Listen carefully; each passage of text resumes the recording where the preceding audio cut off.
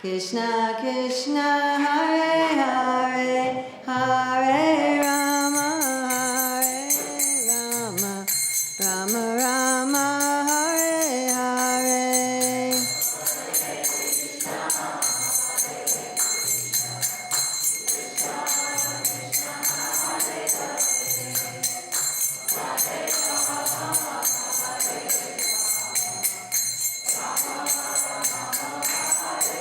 Hare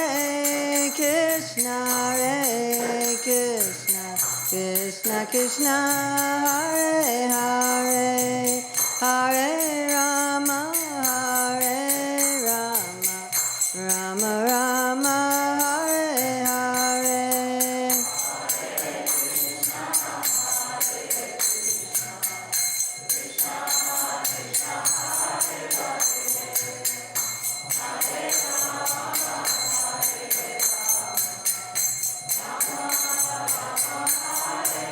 Hare Krishna, Krishna Krishna, Hare Hare, Hare Rama, Rama Rama, Hare Hare.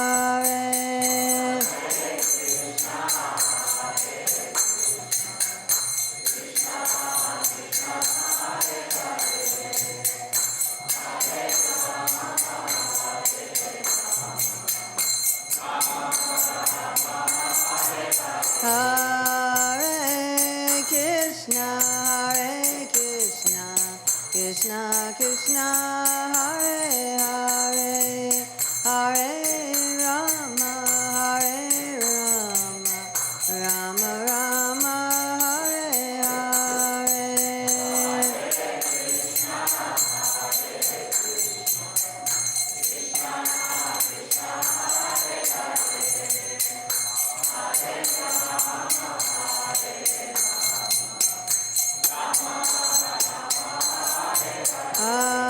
Hare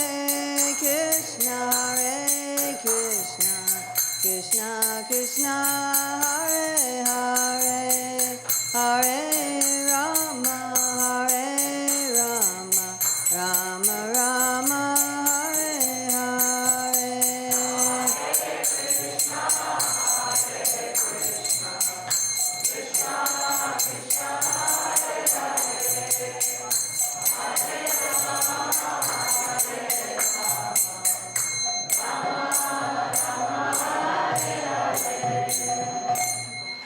Srila Prabhupada ki jai.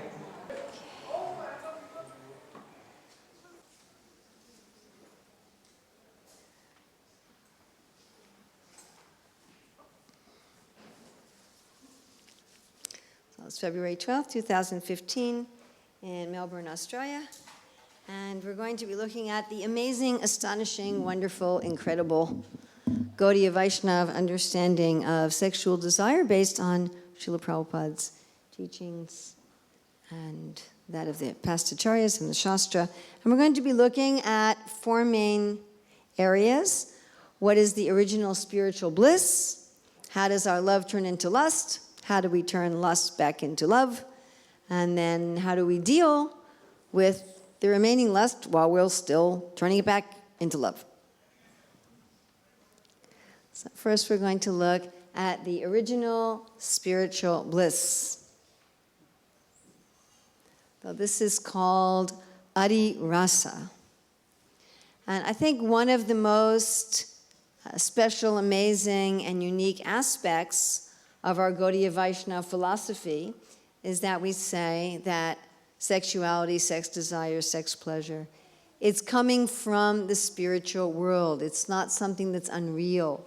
It's not just something that's illusory or something that's evil. It has its basis in reality. This is, of course, from Bhagavatam 1.1.1. And this particular verse and purport is quite important. I would suggest that those of you who are really interested in exploring this topic take some time to read over this whole purport. We're going to be quoting just from parts of it. This is Madhya Lila 8.138. This was spoken by Ramananda Roy to Sri Chaitanya Mahaprabhu. that the original Cupid, the original instigator of romantic desires, is none other but the Lord himself. And of course, these are names of the Lord from the Kama Gayatri mantra. And this is from that purport, where Prabhupada says, in the material world, if one is sexually inclined and enjoys sex life, he enjoys something temporary. His enjoyment vanishes after a few moments. However, in the spiritual world, the same enjoyment may be there, but it never vanishes. It is continuously enjoyed. So we're talking about a pleasure that goes on all the time. As Krishna says in the 6th chapter of Bhagavad Gita, boundless, transcendental happiness. And Prabhupada says not only does it go on continually, it appears to be newer and newer, whereas here it becomes distasteful after a few moments. So here one becomes bored, one becomes disgusted. But this spiritual enjoyment is boundless, and it keeps getting newer and fresher. And Prabhupada says there's no material inebriety in Krishna's desires. And you may say, okay, that's Krishna, but the fact is that both Krishna and the jivas desire pleasure. We are of the same nature as that of God. And therefore it's not just a matter of Krishna being interested in pleasure, but all of us are Anandamaya Bhyasat. So it's not only that Krishna has these desires, we, the soul, and all liberated souls have desire for this pleasure. And here Prabhupada's quoting Anandamaya Bhyasat. We are pleasure-seeking beings. Something like in the military, there's heat-seeking missiles. Yes, you've heard of that? Right? They hone in on an engine. So we're pleasure-seeking beings. We're always looking, where is their happiness? Where is their happiness? And this is from the purport to the next verse, 139. That we have the same kind of desires as Krishna has. That's because we have the same nature of Krishna in a minute degree, but we have these same desires as Krishna has for enjoyment.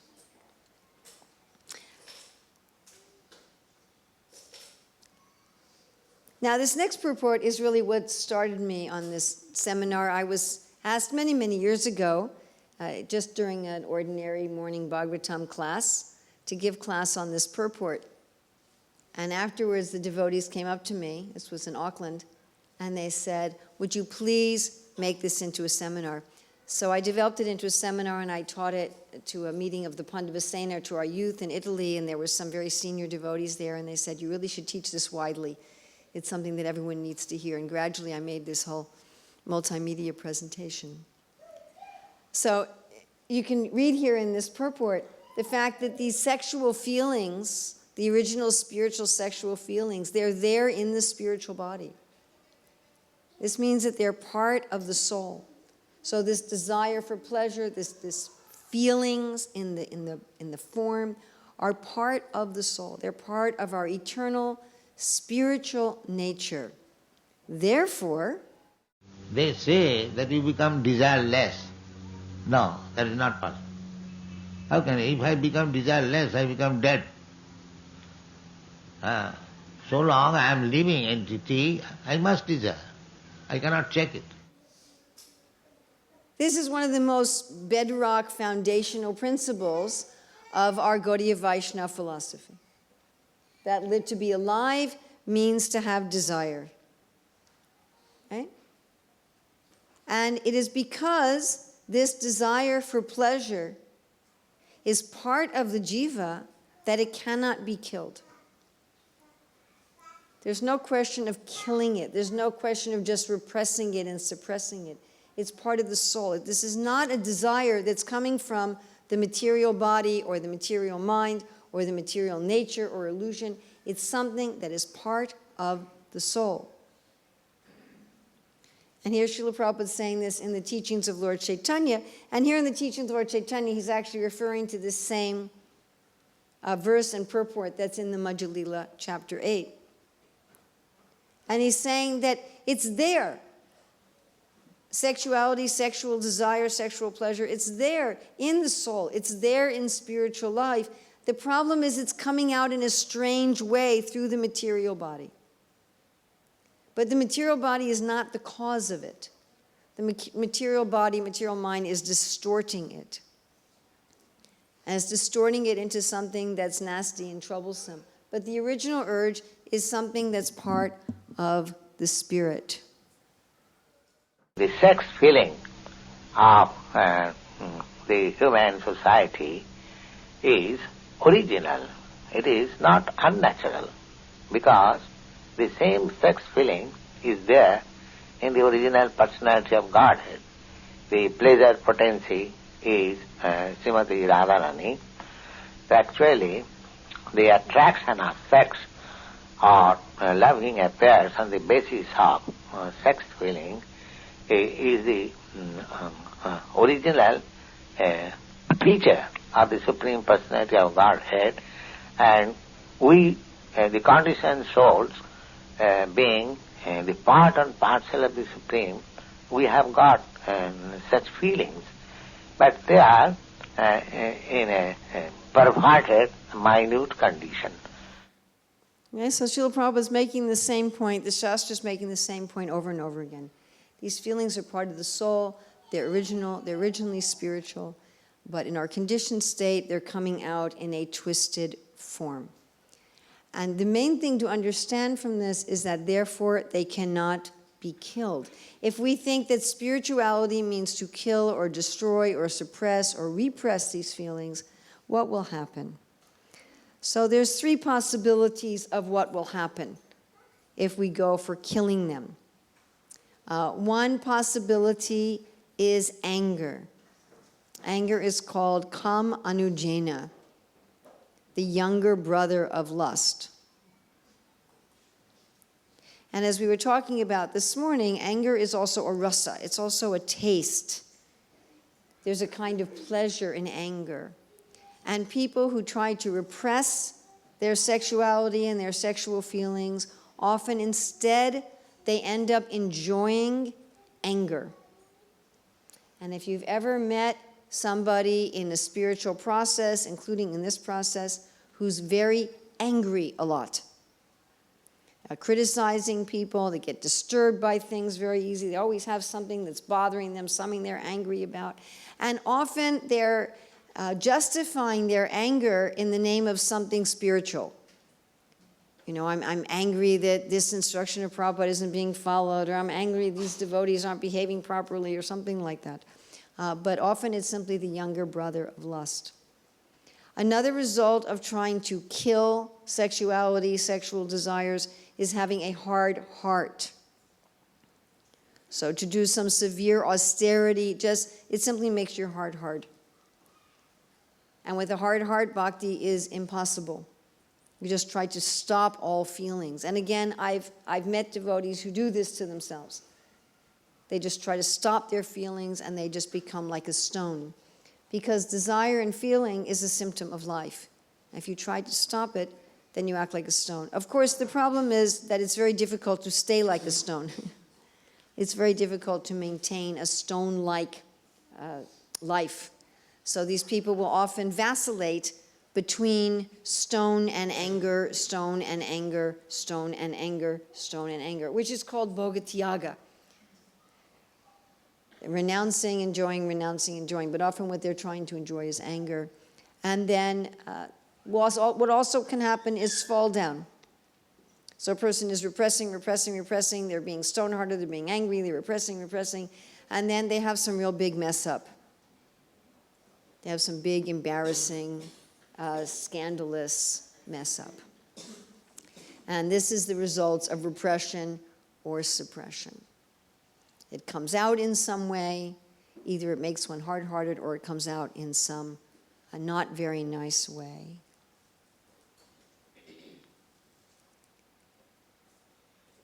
So what is this adirasa? This is called the Ladini potency, which of course is personified by Srimati Radharani and all the damsels of Vraja, the queens of Dwarka, and so forth. And this is nicely explained in the Brahma Samhita.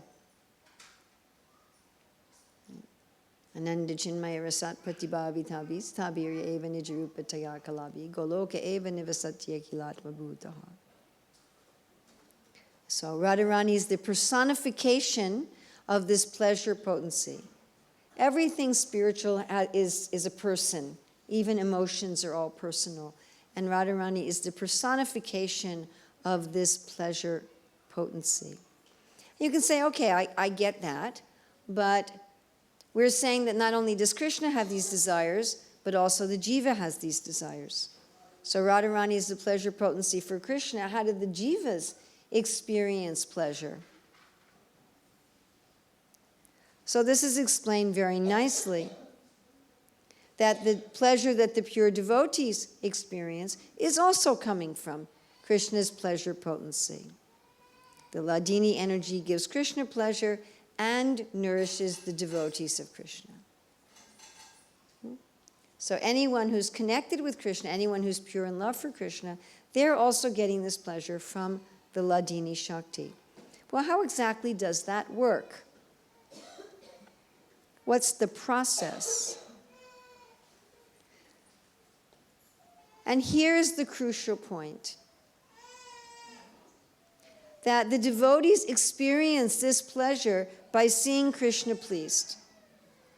Our natural function is to enjoy vicariously. Just like the examples given that the hand, the eyes, enjoys when the stomach is fed. The leaves of the tree enjoy when the root is fed. So the way we jivas are designed is that when we are, of course, we are connected with Krishna. When we are experiencing our connection with Krishna and Krishna is pleased, then we also feel that same pleasure. Actually, Krishna is always feeling that pleasure, and we are always connected with him. But when we choose to think that we are not connected with him, then we don't experience that pleasure.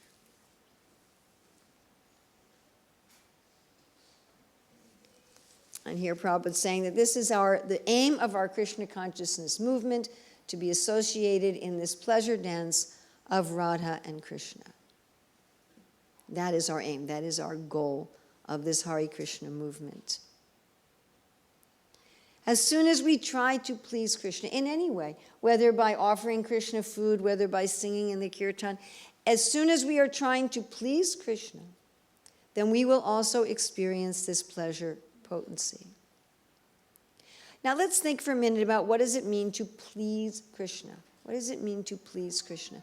Krishna has his pleasure potency. So when you say you want to please Krishna, what are you doing? You're bringing Krishna together with his pleasure potency. Can you all understand the logic of that? This thing never stays up. Can you all understand the logic of that? Yes? When we say, I'm going to please Krishna, what that translates to is I'm going to take Krishna and his energy of pleasure, and I'm going to bring them together. And when the jivas do this, they experience this adi rasa. When the jivas serve to bring Krishna together with his pleasure energy, the jivas experience this adi rasa. Now we have some experience of that in this world, a little bit. You know, if we go to the wedding of a friend, we also feel happy. Everybody's had that kind of experience. Or somebody's looking for a nice partner, and you introduce them to someone, and it works out, and they fall in love. Then you also feel happy. So we have some little idea of this principle. But the way ultimate reality works is when the jiva unites Krishna and his pleasure potency, the jiva experiences the adi ras. Here's a nice song by Bhaktivinoda Thakur, that the idea is to unite Radha and Krishna. This is the goal of the jiva. Radha Krishna Mano Bala Mano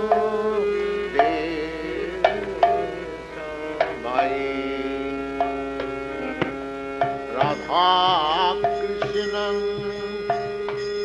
Bala Bala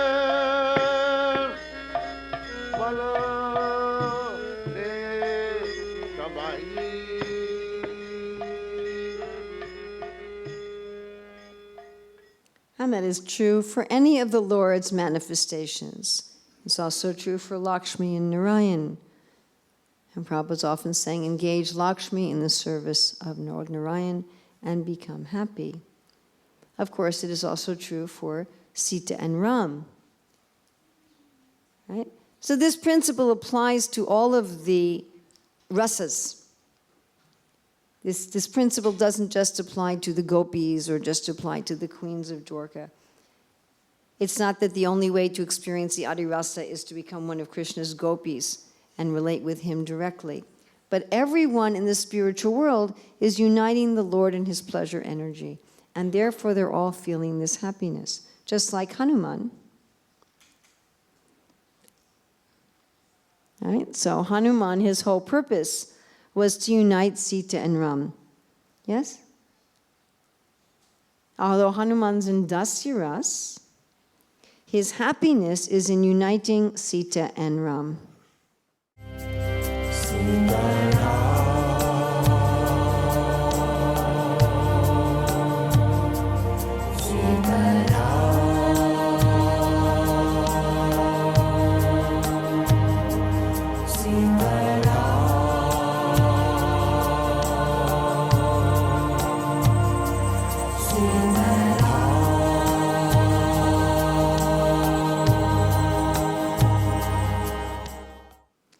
Now that's true not only with Radha Krishna and Lakshmi Narayan and Sitaram, it's even true in the vibration of Omkara.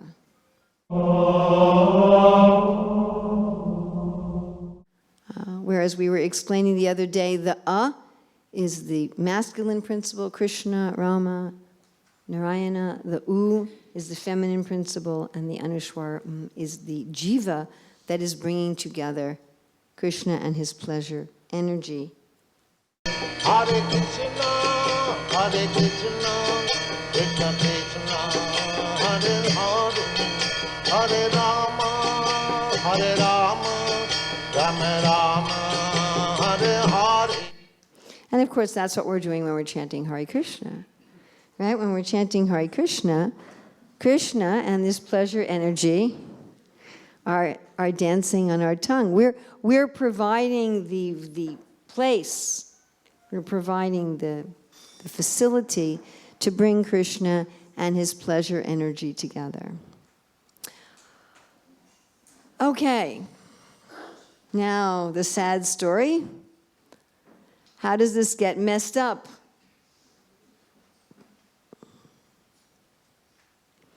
So the problem is, instead of wanting to be Hanuman and uniting Ram and Sita, we decide we want to be Ravana and we want to kidnap Sita and take her for ourselves.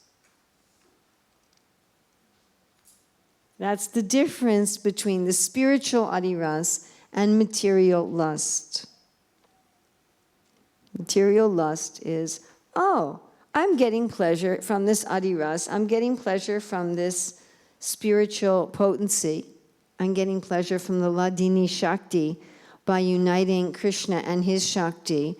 Well, why do I have to get pleasure like that? Let me just take the Ladini Shakti for myself. Then it becomes lust. The same desire to have that same enjoyment with the Ladini, through the vehicle of the Ladini Shakti, then becomes lust. And then it becomes some shackles. It becomes a bondage where we become the slaves of our bodily senses, the slaves of our mind, and we become entangled in so many relationships. And going back to teachings of Lord Chaitanya, right? The material Cupid increases the attraction of the external flesh and body, but the spiritual Cupid increases the attraction the supersoul exerts upon the individual soul. Actually, lust and the sex urge are there in spiritual life, but when the spirit soul is embodied in material elements, that spiritual urge is expressed through the material body and is therefore pervertedly reflected. Now, it's not the fault of the body. It's that because we have these twisted desires to try to enjoy the Ladini potency separately from Krishna, therefore we get a material body. It's not that we don't have those desires and a material body is forced on us, which then twists the desire. Because we choose to twist the desire. Therefore, we get a material body. The material body is the gross form of our mental desires, which is very nicely explained here in the 15th chapter of the Bhagavad Gita. The senses we get are grouped around the mind. So depending on our mentality, we get a particular body. If you have a mentality, if a living entity has a mentality to enjoy the Ladini potency separately from Krishna, then the living entity gets a material body. And depending on exactly how one wants to enjoy, one gets a various type of body. You might get the body of a great demigod, you might get the body of a human being, or an ant, or a dolphin, or a dog, or a tree, or something like that. But all of the mind is the basis. Just like the clothes that we're wearing fits upon our gross body, so our gross body fits around the mind. The body, this body that we have in this life is an expression, a gross expression of our desires. Of course, if you think about it, one will realize that we must not have very nice desires, yes? Because this body isn't particularly nice, correct? Yes? Yes. The body is a little embarrassing. Am I correct? Okay. So then the body it's a gross manifestation. It's a manifestation on the gross plane of our desires. Pretty sad. Now, the problem is that sometimes it's hard for us to really tell. We mixed up. We think that the material desire is very spiritual. Right? Generally, materialists think like that. They think their romantic desires or sexual desires are love, and that it's really spiritual. Now, the reason for this is really interesting. So, Krishna has a son named Pradyumna. You all know this story? And Krishna's son Pradyumna is the material Cupid. Krishna is the spiritual Cupid, and Krishna's son Pradyumna is the material Cupid. And Pradyumna was kidnapped when he was a baby from Rukmini, and then he came back as a grown man with his wife Rati. Rati means a great attachment. And when the ladies of the palace, his stepmothers, when they saw Pradyumna, they thought, oh, it's Krishna. They confused him. They confused the material Cupid with the spiritual Cupid. So even his stepmothers, they couldn't discern. It took them a while to figure out that the material Cupid and the spiritual Cupid were two different persons. So we often get confused in this way, yes? And we think that our material romantic feelings are very, very high and very elevated and very selfless, when in fact that they are not. All right, so that's the sad story. Now we're going to see, what do we do about this? How do we take this lust and turn it back into love? We already realized we can't kill it, yes? Can we kill it? No, we can't kill it. I'm sure some of us have tried. Doesn't work. So we can't kill it. And now what do we do? Our bhakti yoga process is how we turn this lust back into love. So what is the real cure?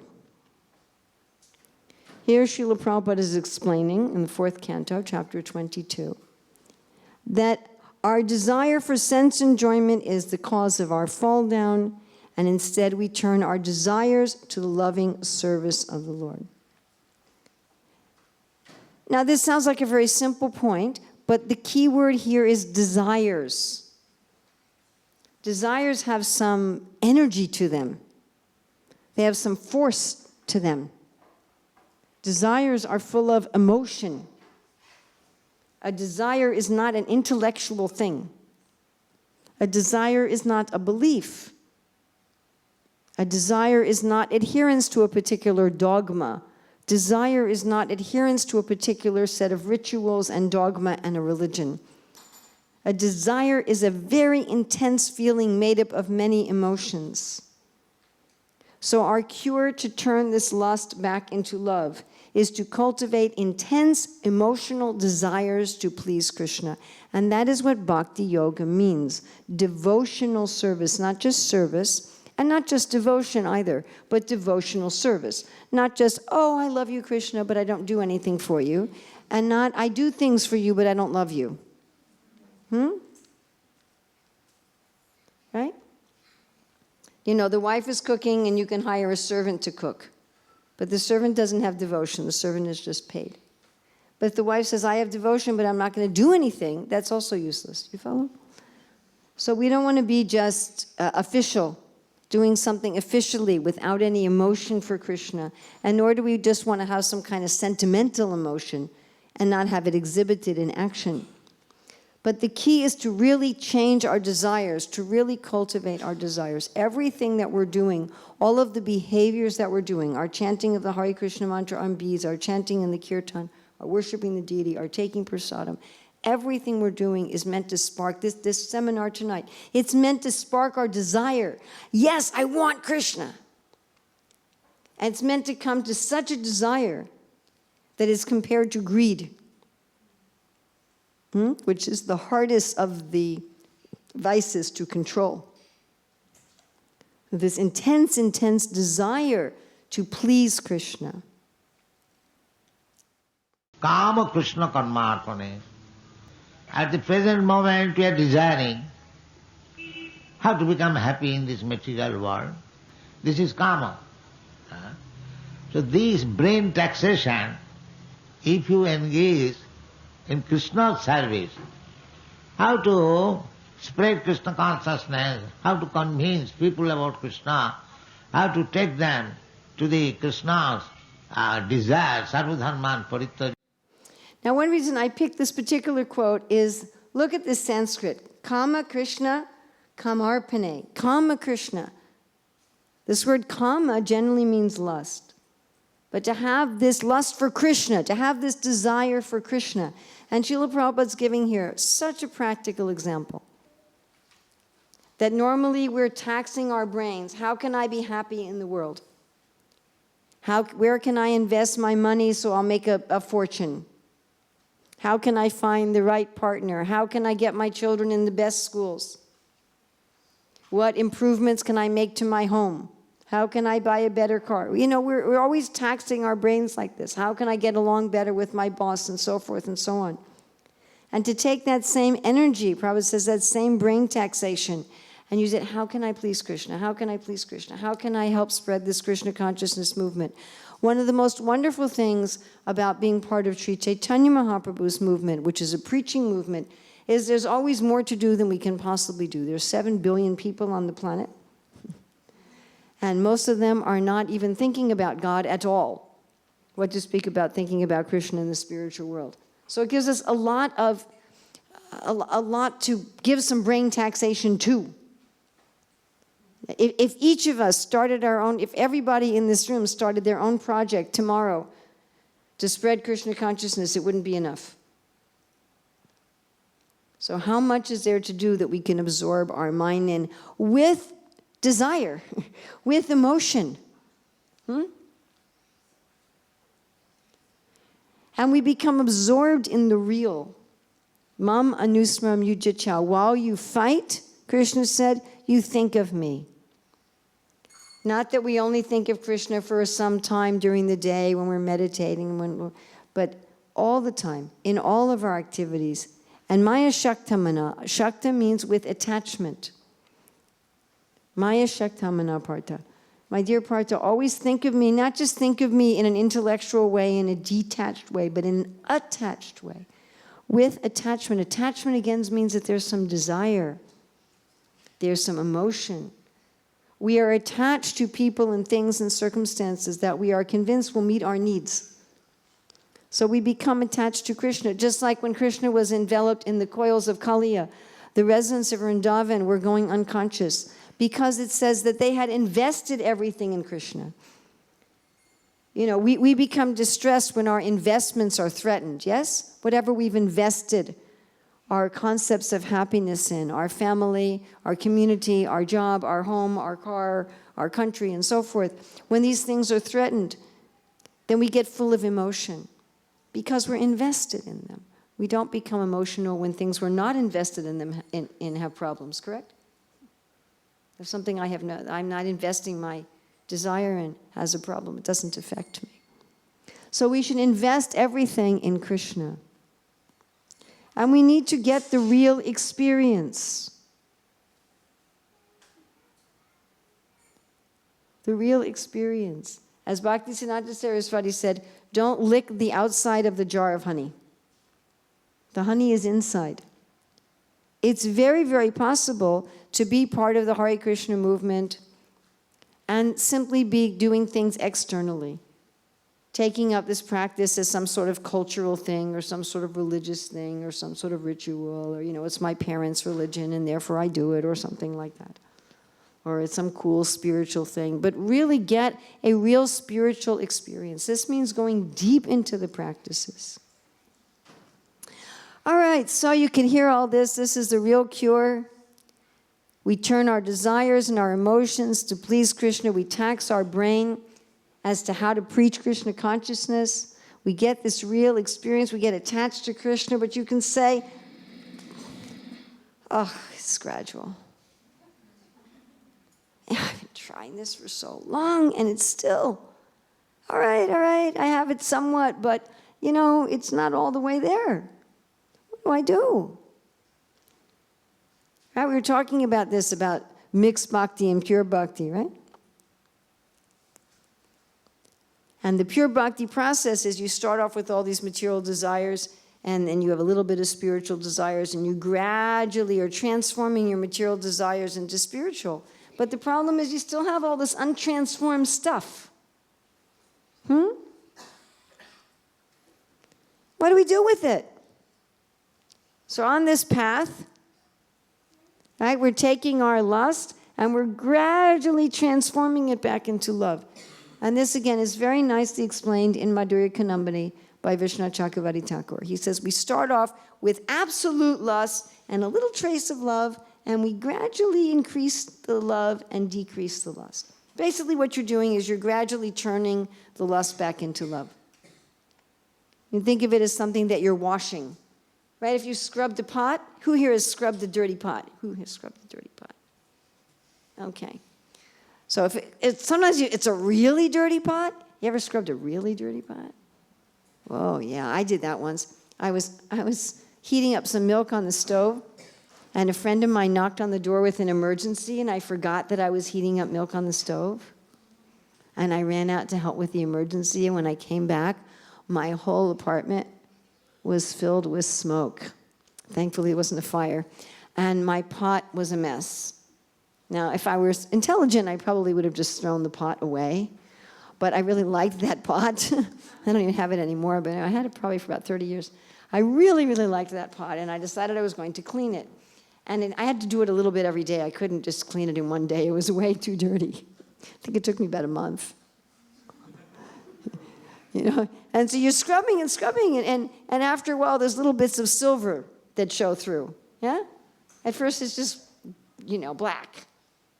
And you're scrubbing and scrubbing, and little bits of silver show through, and gradually more. So that's kind of what's happening. We're scrubbing our heart, and at first, it seems like it's completely hopeless, but you can't throw it out. We're eternal. That doesn't work. So, you're just scrubbing and scrubbing, and then some little bits of silver manifest. But what do you do with all the stuff that hasn't been transformed yet? What do you do with that?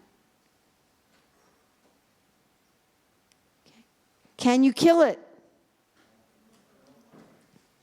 You don't sound very convinced. Can you kill it? No. So what are you going to do? What are you going to do? This is the big question that nobody wants to talk about in the Hare Krishna movement.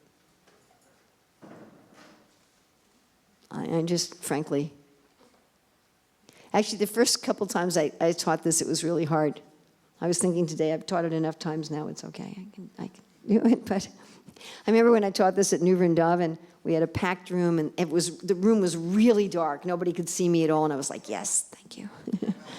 And so it's definitely gotten a little easier for me. But this is our big secret. Ha ha ha, yeah. that we say you can turn your lust back into love with the process of Krishna consciousness, and it works, and we feel it working. We feel that it is working, we experience that it's working, but it doesn't generally work instantaneously. And so we have a part of us that's starting to love Krishna, and then we have a part of us that still wants to kidnap Sita and run off with her for ourselves. So what do? So this is the wonderful instruction of Narada Muni. Does not a thing, when applied therapeutically, cure a disease which is caused by that very same thing. This is the essence of Krishna consciousness movement. The milk is the cause of your dysentery, but the same milk, when it is medically treated, can cure it. Yes, it is homeopathy, isn't it? Yes, it is definitely homeopathy. Prabhupada also says some nice things directly about homeopathy, but let's not go there tonight. So let's look at this, first of all, in a general way. We're going to look at this in a general way. What do we do with the perverted sexual energy while we're transforming it into its original form? So let's look at it first in general, then we're going to look at the two specific paths. Now, this aspect of turning lust into love, I find astonishing. Astonishing, amazing. You know, we're talking about in Bhagavatam class in the morning. I think most of you here aren't also here in the mornings. But we're talking in class in the morning about whether God is good or evil. Why are we suffering in this world? Are we suffering in this world because there's a mean God? Or are we suffering due to our own mistakes? And one of the evidences that God is kind is that material sexuality is full of pleasure. That's pretty amazing. When you consider that our material sexuality is our attempt to steal Sita away from Ram and enjoy her ourselves, either as our wife or girlfriend, or if we're in a female form, in our own body. It's amazing that Krishna arranges for that to be a pleasurable experience. If I took your opulences and wanted to enjoy them separately from you, would you want me to enjoy them? If I stole your money, would you want me to enjoy that money? You'd want that money to bring me suffering, wouldn't you? Be like, I hope that thief trips over his feet, you know. I hope that money brings him nothing but pain. And we're trying to steal Krishna's Ladini potency and enjoy it ourselves, independently of Krishna. We're trying to sneak off in the corner. I got it myself. And Krishna's like, enjoy it. That's amazing. Krishna's saying, all right, you can also find pleasure in it. That this is someone who's not envious. This means that Krishna has no envy. But Krishna is not only very kind, he's also very smart. Because he knows that our trying to enjoy the Ladini potency that way is not going to fully satisfy us. That even if he imbues it with his own pleasure, it's just not how we're designed to function. It's not reality. We're designed to function in harmony. We're not designed to function in disharmony. Would we want reality to be disharmonious and self-centered? Is that what we would want truth to be? Everybody for themselves, everybody grabbing pleasure for themselves? So although Krishna puts some pleasure there, he also connects it with reproduction. Now, I don't know if you all ever wondered about this, but I'm kind of a strange person. I wonder about all kinds of things. I'm an extremely curious person. And so I've often wondered, why does reproduction happen through sex? I mean, it doesn't have to. Vishwamitra Muni had babies grow out of trees. Krishna could allow for living entities to get their bodies in so many ways. Why did he link those two things? I mean, they're not in the spiritual world, there's no birth, yes? So although everyone in the spiritual world is experiencing the pleasure of this Adhirasa, everyone, by uniting Radha Krishna, Sita Ram, Lakshmi Narayan, everyone is experiencing this Adhirasa, it doesn't result in anything called birth. So why here does it? Why did Krishna do that? Did you ever wonder about that? Well, as soon as Krishna did that, that meant that sex was linked with responsibility. Whatever you do with it, it's linked with responsibility. All of a sudden you have to take responsibility. As soon as you keep the biological link between sex and children, immediately there's responsibility. Whether you're having sex or whether you're celibate, you have to take responsibility. Now, of course, modern society does everything they can to break this link. This is the whole thrust of modern society, the whole goal of modern society. Break this link. Do it through contraception, through abortion, through non-procreative relationships. Right? Don't get married till you're 35. First mess around, and then when you're 35, maybe you still have enough fertility to have one kid, maybe. You know, this is the whole mood in modern society. Separate sex and reproduction. Separate sex and procreation. If you think about that word procreation, it's an interesting English word. Because as soon as there's children, there must be sacrifice. Is it possible to be a parent without sacrifice? No way. Now, not only is there a sacrifice for the children, but there becomes a sacrifice to the partner also. Children do much better when they're raised by their natural biological mother and father. We consider that the ideal situation. I mean, if you can't have the ideal, better you have foster parents or adoptive parents. But ideally, children are raised by their biological parents, which means that sex then becomes performed in marriage. So you have to make a sacrifice to your wife, to your husband, and to your children. And there's a very interesting thing about sacrifice. Here Prabhupada's saying, there's sacrifice either in celibacy or in householder life. If you want to find God, where do you look? God is everywhere. Sarva Gatam Brahma. Gatam, place, Sarva, all. Brahma means God. God is everywhere. Where will you find him? It's hard to find somebody who's everywhere. Nitya Yagye Pratistitam. Stita means a place. We have the English word stay, stable, from stitam. Nitya, always, yagye, in sacrifice. If you want to find God, look in acts of sacrifice. Look in acts of giving. Because material lust is predicated on the concept of taking. Spiritual love is giving. Spiritual love, oh, I'm giving Radha and Krishna, I'm giving Lakshmi Narayan, I'm giving Sitaram. And lust is, let me take Sita for myself. Let me take Radha for myself. Let me take Lakshmi for myself. So although Krishna allows that to be pleasurable, even materially, he says, okay, but let me imbue it with giving. Let me mix even the material sex with giving. You have to give to your partner. You have to take care of your partner. You have to make a commitment in marriage. You have to give to your children. You're giving, you're giving, you're giving. And so even materialistic, atheistic people end up having to do some sacrifice. Isn't that fascinating?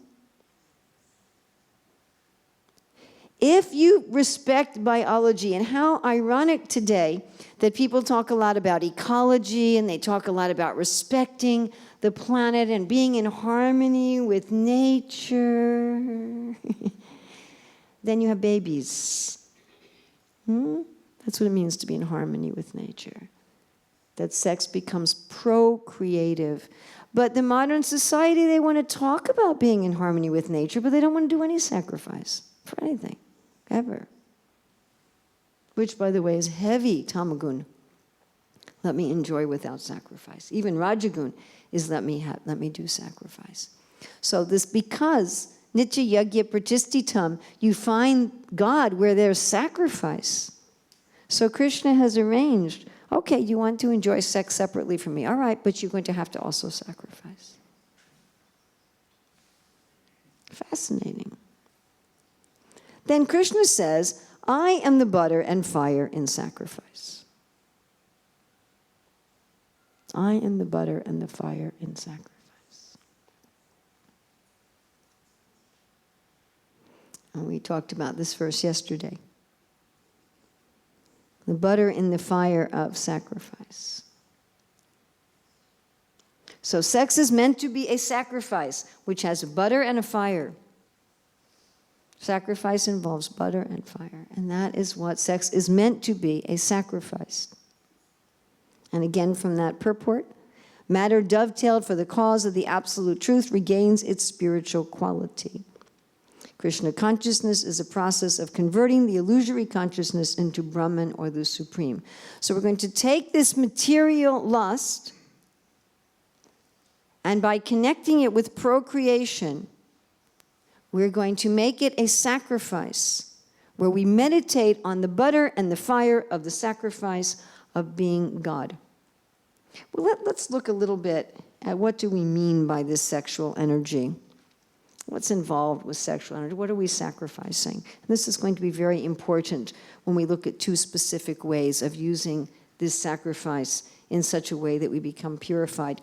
So sex involves connection. Connection between the man and the woman, connection between the man, woman, and the child. It involves pleasure. It involves creation. It involves life itself. And it involves vitality, energy, enthusiasm. And this, for anyone who doesn't believe me, so here we have a little, you notice this presentation is very quote heavy. Yeah, there's a very good reason for that.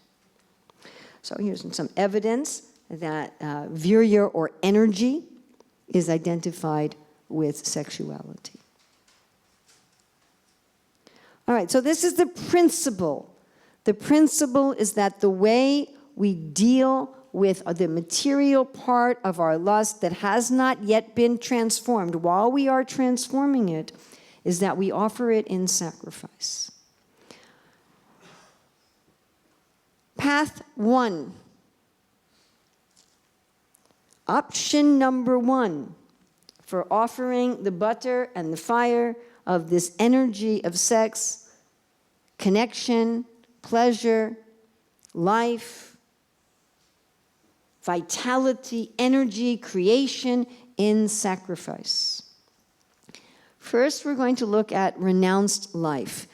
People sometimes think that renunciates have killed their sexual desire. Is that possible? No, it cannot be killed. Do you think that everyone in the renounced order has 100% transformed their lust into love? Do you think that 100% of the people in the renounced orders have already 100% transformed their lust into love? No. That means that people in the renounced orders, brahmacharis, vanaprasthas, and sannyasis, have still some material lust. Is that logical? Thank you. Can it be killed? Then they must be doing something with it. What are they doing with it?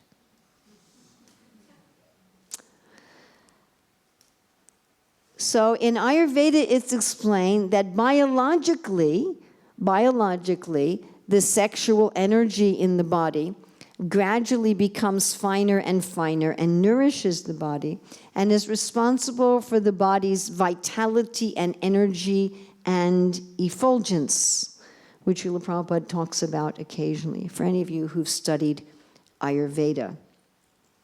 So on a physiological level, as well as on a psychological level, if the sexual energy is not used in a gross way, it's meant to nourish the body and produce both ojas and tejas.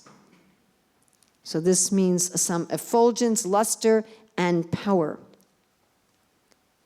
And those in the renounced order are meant to take that energy and bring it to the brain. They're meant to bring it up. They're meant to bring that energy up. They're meant to offer the butter into the fire of sacrifice of their own body. It is said that those in the renounced order should wear garments the color of fire. They are supposed to be a walking sacrifice. The brahmacharis, the vanaprasthas, the sannyasis, they are supposed to embody the sacrifice. And the butter of sexuality, they are supposed to pour into the fire of their own sacrifice and nourish their own mind and their own intellect. When butter is put on fire, it becomes ghee. So the persons in the renounced order, they take this butter into the fire of sacrifice and they produce ghee. What kind of ghee are the renunciates supposed to be producing? They're supposed to see the world as their family. When one goes in the renounced order, one is not supposed to narrow one's interests.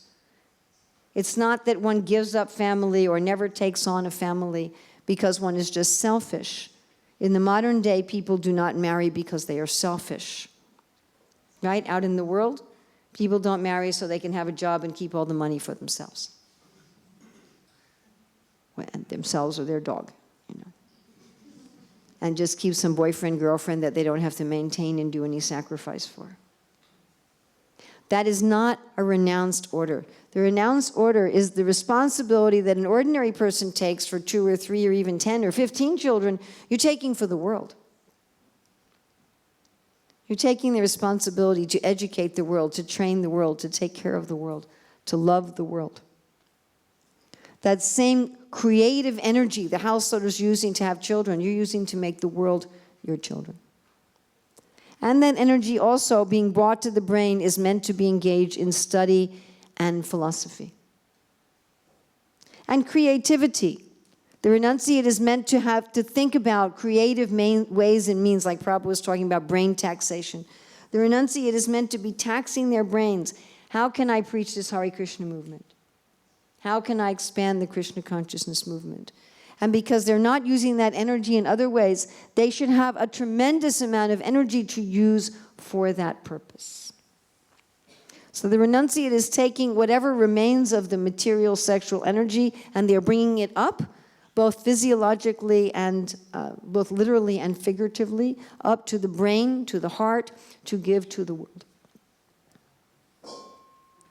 All right, now looking specifically at married life. This is a little simpler, at least simpler to understand, not necessarily simpler to execute. So again, if you connect sex with children, it's connected with responsibility and yajna. And of course, the marriage itself is a yajna. That you don't just take energy. You don't just take, if you're a man, female energy, if you're a woman, male energy from someone else, but you're giving. The woman's giving to the husband's giving to the wife. They're caring for each other. And Prabhupada says, wonderful thing, that the householders, of course, who can have gross sexual intercourse, that in that activity they can actually see Krishna.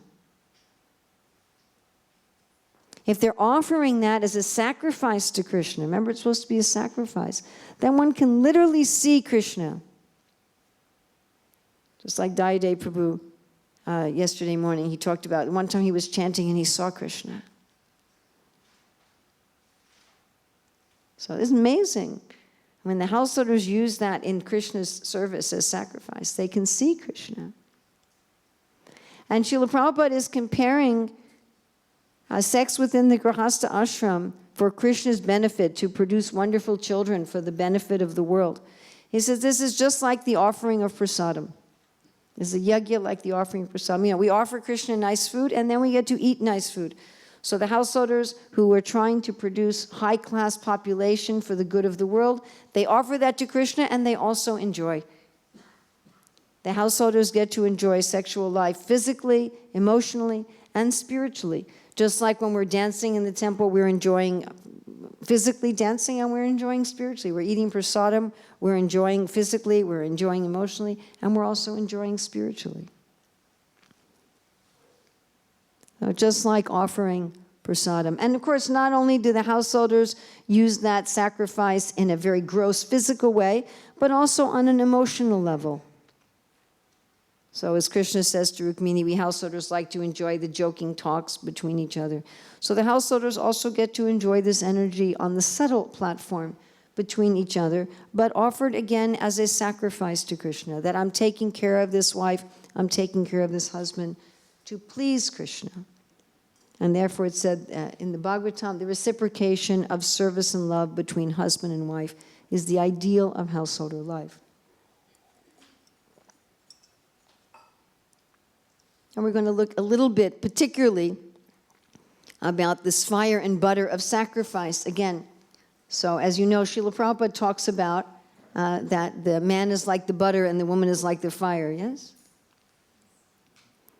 Now, of course, if you just stick butter on fire, it makes a mess. Correct? If you just took a bunch of butter and stick it on the fire, you just have a big mess all over the place. So if you want to make ghee, what do you have to have? You have to have a pot. You have to have a pot that you put the butter in, and then you put that pot on the fire and you make ghee. So this pot is marriage. This pot is marriage. And the way it seems to work is that, who do you think is more attracted to whom? You think men are more attracted to women or women are more attracted to men? What do you think? Men are much more attracted to women. For sure. For sure. Well, what happens is the men are very attracted to women. And they're even attracted to women from a distance. That women are not like that. And the men are, we're just not. So the men are attracted to, from a long way away. A woman. Yeah. And women aren't like that. Women are slower. Women are slower. And they're much more attracted by somebody saying, I love you, I'm going to take care of you all the time. I once read about this con artist who seduced many, many women because what he would do is on the first date, he would take them to furniture stores. And he would say, wouldn't that be a nice couch to have in a living room? And she'd go, oh. So because the women are slower and the women are not so attracted like that from a distance. The women have much more of an ability than a man to say no. Now, that makes a lot of sense because the women are the one who have the babies, right? So there's a big consequence for a woman if she has a relationship with an improper man. She really suffers, yes? Now it's going on a lot today. I know in America in 1960, there was 4% of children born outside of marriage. Now it's 40%.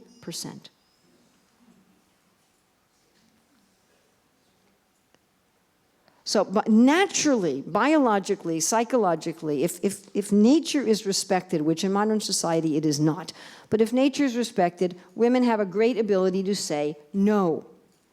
And they need that because otherwise they're really going to be in trouble. They need to say, no, you marry me first. And the men want them so badly, they say, okay.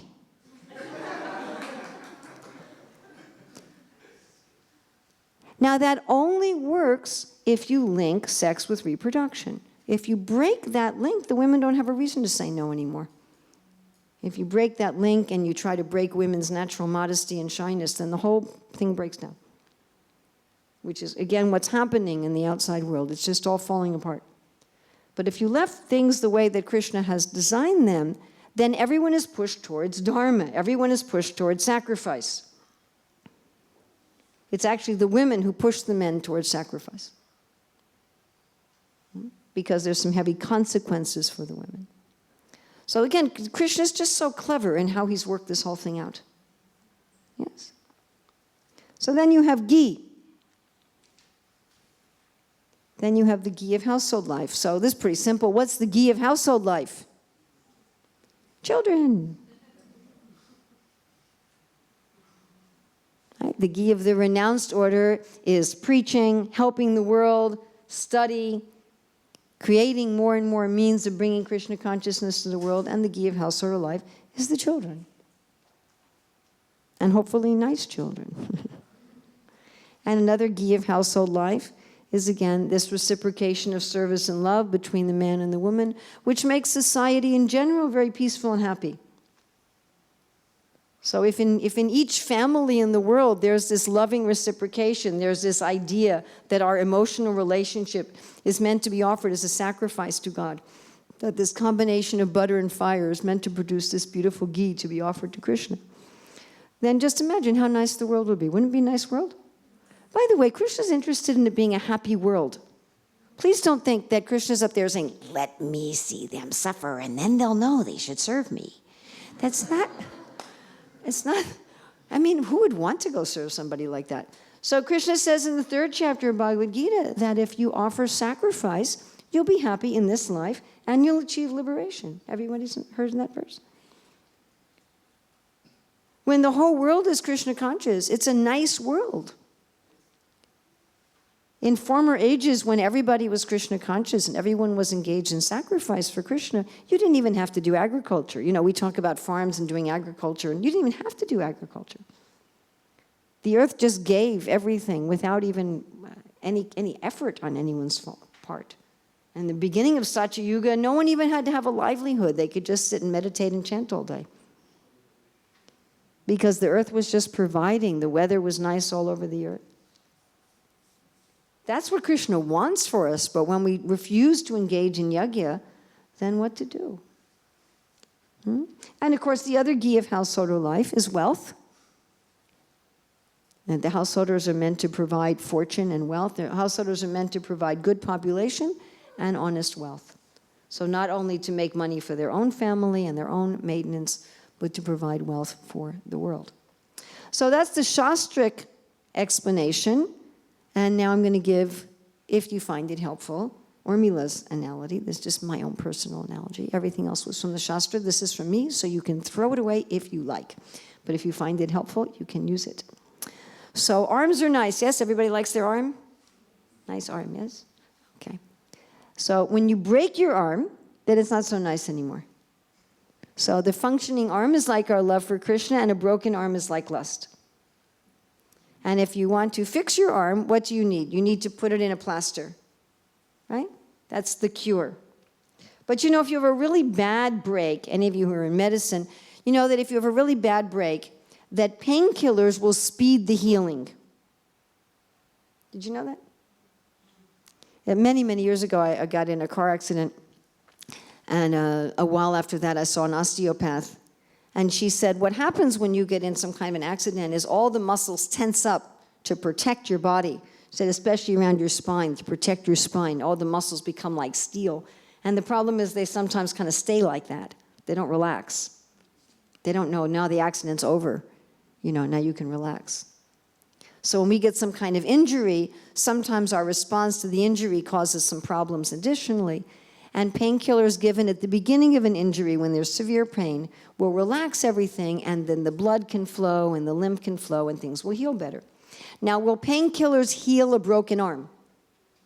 No. In fact, if you only give painkillers and you don't give a cast, the broken arm will probably get worse because you won't feel anything and you'll re-damage it. Right? I knew of a case once where someone had a little hairline fracture. They didn't know the arm was broken. And they kept using it, and they ended up damaging it more. So our real cure to turn the lust back into love is bhakti, which is like the cast. That's the real cure. But especially in the beginning, when we still have a lot of lust, we may need a painkiller. And there's basically two kinds of painkillers. There's the Grihastha painkiller, and then there's the renunciate painkiller. Some people are allergic to the Grihastha painkiller, and some people are allergic to the renunciate painkiller. But both of them are external. We were just reading that actually yesterday from Bhaktisiddhanta, that whether you're a renunciate or whether you're grihastha is both external. It's still within varnashram. It's not that the renounced orders are spiritual and the householders are material.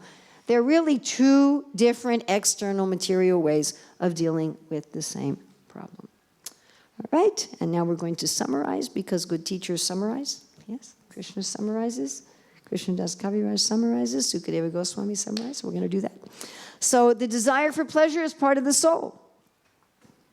It's inherent. It's inherent in the spiritual form. It's inherent in the nature of spirit. Sexual energy, sexual desire is part of our original spiritual eternal nature.